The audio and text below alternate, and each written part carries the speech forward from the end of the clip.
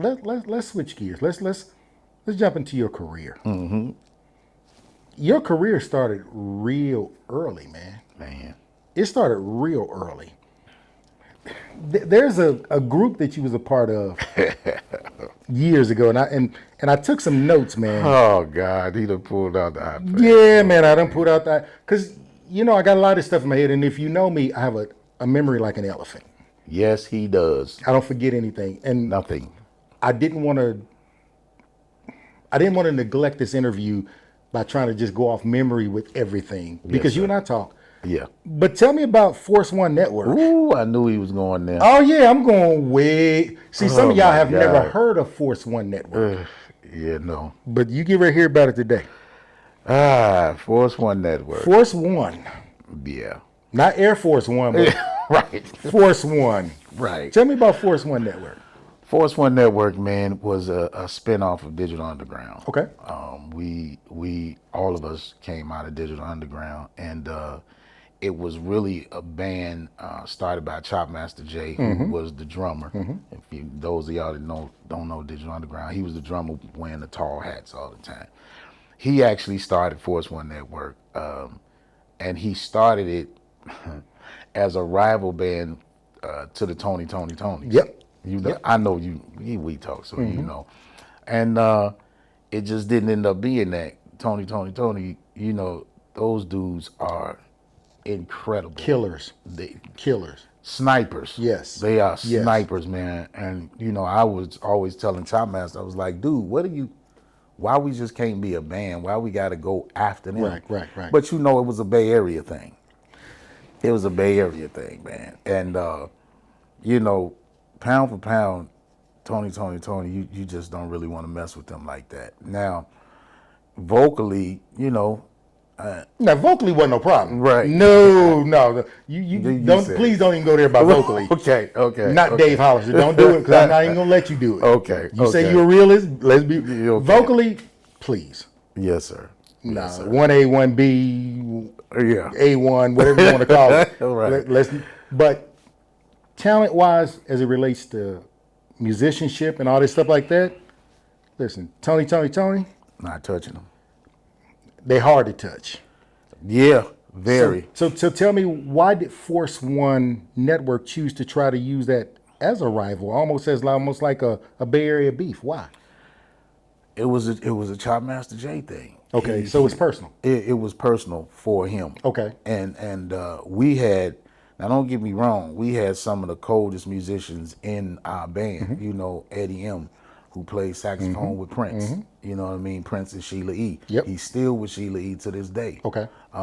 Which, he and I are doing our guy John, we're doing a smooth jazz band together. So we getting ready to start recording and stuff. But him, Mano Jinks, organ player, keyboard player with Prince and Sheila E was in our band. So you got killers there. We had killers. But why did it have to become a rival? How come it can't just be that friendly competition? But West Coast is different. Man, It's different, man. it's so different, and like we saying, I'm telling you, it wasn't a rivalry with us, with me.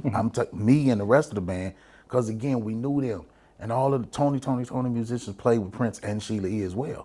You know what I'm saying? So they were our boys, and Chopmaster Jay used to get mad when we used to hang around them. Wow. Be around them. He was, y'all, you can't be. He had this real deep voice. You can't be doing that, man. Y'all, man, we can do what we want. We grown.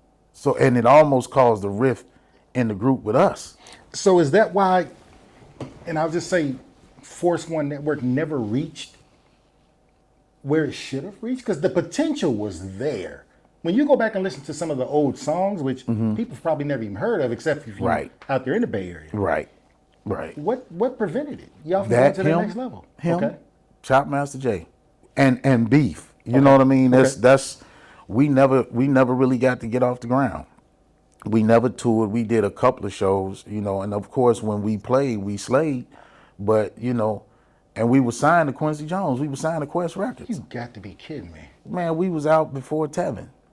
We had the single out, album came out and everything. Can we talk? Man. We ain't gonna even go there. But Wow. Wow. yeah. So you guys had everything that it basically took to go to that next level with Force One Network and never got off the ground. Never got, man, killer management company, Fitzgerald and Hartley, who was like they was this, white company that was really, really well known. They were legends in the game. They had all kind of artists. They actually got us to deal with Quest Records. And they were very close to Quincy Jones. We had all the tools, but we ain't had no workers. You know what I'm saying? Which meant, the I know metaphor. exactly what you're saying. Yeah. He just everything he touched, it just fall apart. Then he tried to go back. Like once I became, who I am, he tried to go back. I would go back and record records just because I felt sorry for Right. him. You know what I mean? But he was always trying to rekindle what was, and he burned so many bridges. Ain't But you nobody can't. wanted to touch it. Yeah, you can't. You can't go back. And I wanted to. I wanted it to work, man. But talented band, but we had a leader who, always was stepping on his own feet. So talk to me about the difference with leadership styles with him and Teddy Riley. Man, polar Are we talking opposites. night and day? Man, I was just getting ready to say it. Okay. You know me so well. Night and day. Okay. Teddy is more of a motivator. Okay. He inspires. Yes. Okay. He'll inspire you. He motivates you. Okay. Chop Master Jay was more of a dictator. Okay. So he wanted control. Definitely. Okay. You know what I mean? And just if anybody knows me, I'm not one to be controlled. Yeah, yeah. Me and that demon don't play together. So, Teddy knows how to move you, but he also knows how to I won't say control. I don't know what word I'm looking for, but he knew how to do both. He knew how to keep you in line, but he knew how to dangle the carrot at the same time. Gotcha. You know what I mean? Gotcha. He was the type of dude you would want to do anything for. What's it like working with him? Because he has such an innovative mind as it relates to music,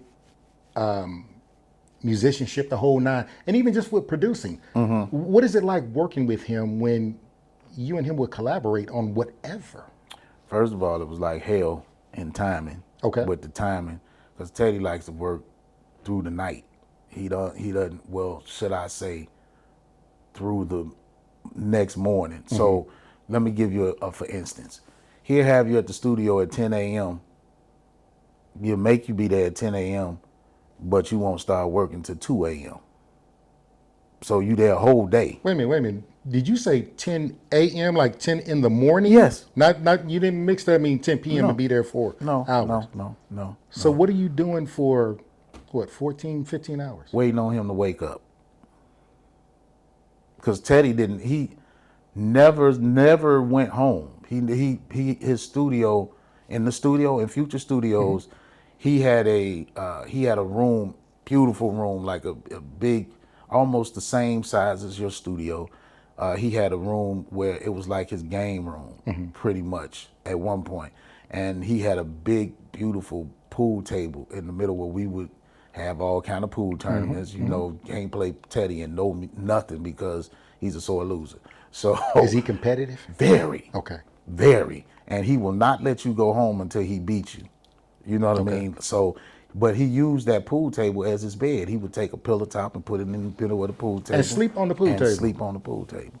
But you would never know it was a pool table. You looked like it was a king's bed in the room, coming in the room, because he transformed it. You know what I'm saying? And that's where he slept. So we would be outside, waiting, playing games, sitting around all day, eating. And he's there the whole time? There the whole time, sleep. And we bet not go nowhere until I got tired of it. But I was the rebel in the group. So Right. I was like, look here, man, I got a wife. I'm going home. You know what I'm saying? I'm going home until he wake up. When he wakes up, then y'all call me. So what are you there for then? Because he said be there. Okay. Now there were times, don't get me wrong, there were times, but it was after the time I started rebelling and telling him, I'm going to the house. There were times he would wake up out of his sleep and like a madman dashed to the studio because they were right across from each other. Like it wasn't, the Future wasn't like huge. Right. So it was like going from these chairs over to your The other set. yeah, yeah, exactly. It wasn't that far. So he would jump up and go run in the room, go run in the control room and start, he heard something in his sleep and he's putting it down at that point. And when he's putting it down, he wants you there because he hears parts. You know what I mean? Teddy's good at writing. He'll come up with a hook, but he won't write the verses. Gotcha. You know, we'll Gotcha. write the verses, or he'll bring, you know, he has special writers for different styles of songs. He knew who to call for what style, you know, and they right there. But for the most part, he would sleep the whole night, and we would record vocals at 2 and 3 in the morning after sitting up all day. Wow. So with recording vocals at 2 or 3 in the morning, working with the Teddy Riley, then where's your motivation to really give it your all? Because I'm pretty sure you're tired at that point. Because he's Teddy Riley. Gotcha. That's your motivation. Gotcha. He's Teddy Riley. Gotcha. And he knows exactly what he's doing. You know what I mean? Even though, So you had to trust the process. there we go. There we go. Because, bro, what you know as well as I know, we always want the prize, but not the process. You know what I mean? We don't want to go do the work to get the shine. So the promised land without the wilderness. There we go. There we go. My big brother, he's a wordsmith. You know what I'm saying? Even though I'm the oldest. He's the oldest. Right. I would never be his age. Never. It's just impossible. Man, I would see? never be his age. So See, that's him. Definitely, man. how did y'all link up? What happened? That's the story of a lifetime. So I was a solo artist. Okay. It was just after I had been, you know, on the road with Jodeci and Mary J. Blige for 9,000 years, and we were in L.A. Okay. at the We were staying at the Universal Sheraton because we were there doing MTV Unplugged. Okay. So we had been rehearsing for 3 days, and before we taped, we were rehearsing, and Teddy ended up being in the same hotel at the Universal Sheraton. I saw him the first day he checked in, and I was like, man, I got to get my demo to this dude. This is back in the day when we still had So demos. you knew who he was, but there was no connection. Exactly. Okay. Exactly. Okay. No connection at all. He heard about me through somebody else, one of our friends. His name is Ray, and we never ever connected. And of course, I knew him because Guy was my favorite group in the world. Iconic. Yeah, man. Just, Iconic. The Future. oh my God. I mean, the Future. We can go on with We that all talk day. days about that.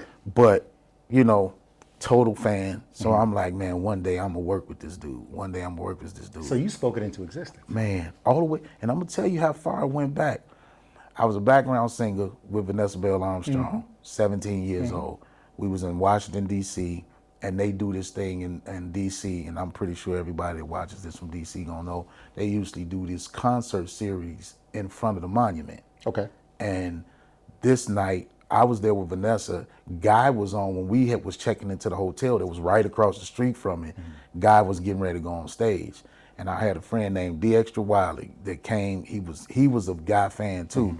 He gave me, he's from the group called To The Extreme. I don't know if anybody know who that is, but he bought me the cassette tape of the first, remember it was cassette tapes back then, of that very first Guy album.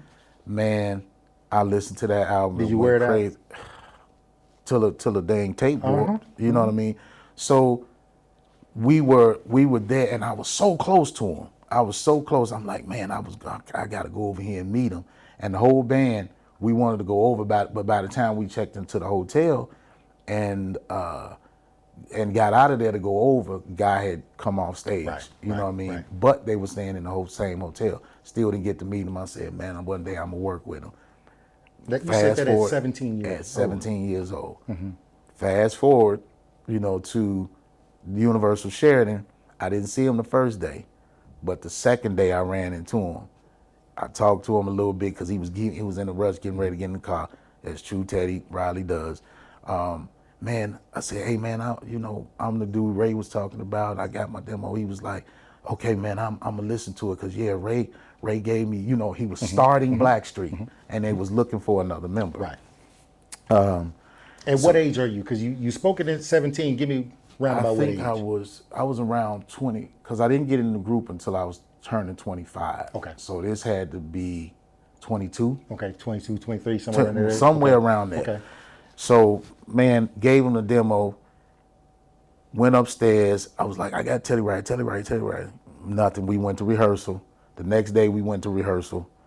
I saw Teddy again coming down. I said, did you get a chance to listen? He said, no, not yet. But I'm going to listen to it. I promise you I'm going to listen to it. Next day went past nothing. The day we was coming downstairs to get ready to go over to the Universal studio lot to tape, I saw Teddy coming down. I said, Ted, he was like, I'm going to listen to it now. He turned right back around, went upstairs. Wow. He went upstairs. Next thing I knew, my phone was ringing from a number I didn't know. So because you were persistent. Definitely. Okay.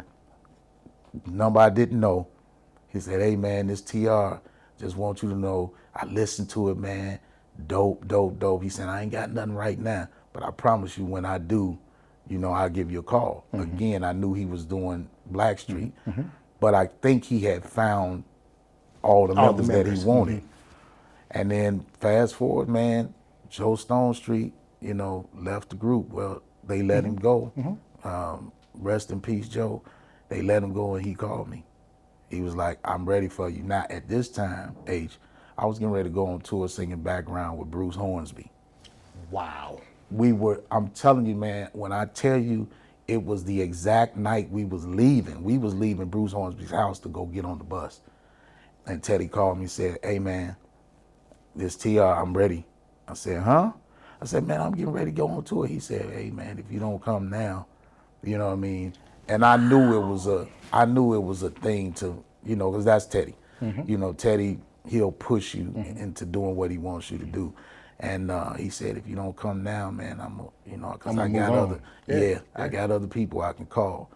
I went and told Bruce. Bruce was like, hey, man, it's a once in a lifetime thing, you know, go. I didn't make the tour. I did not go on that tour, man, that night. And Bruce did what he does, you know, and it was just me and lady by the name of Deborah Henry. Deborah Henry, we were the only background singers. And he just did the rest of the whole tour with him and Debbie. But man, was calling me every other week. You okay? Is everything cool? So he checked on you, even though you left him in a very challenging situation. Yes, sir. He still made sure you was good. Yes, he did. Bruce Hornsby, man. His character, man, he's got one of the best characters in the world, man. His integrity is you know, impeccable, man. He's just a good guy. Right. Good guy. And he's still to this day, you know, he's getting older. I can look and see he's getting older, but he's still getting better, you know, and still checking. I still hear from him from time to time. So you go join Blackstreet. You become one of the iconic voices of that whole group. Y'all do one album. One. Blackstreet does one album. How?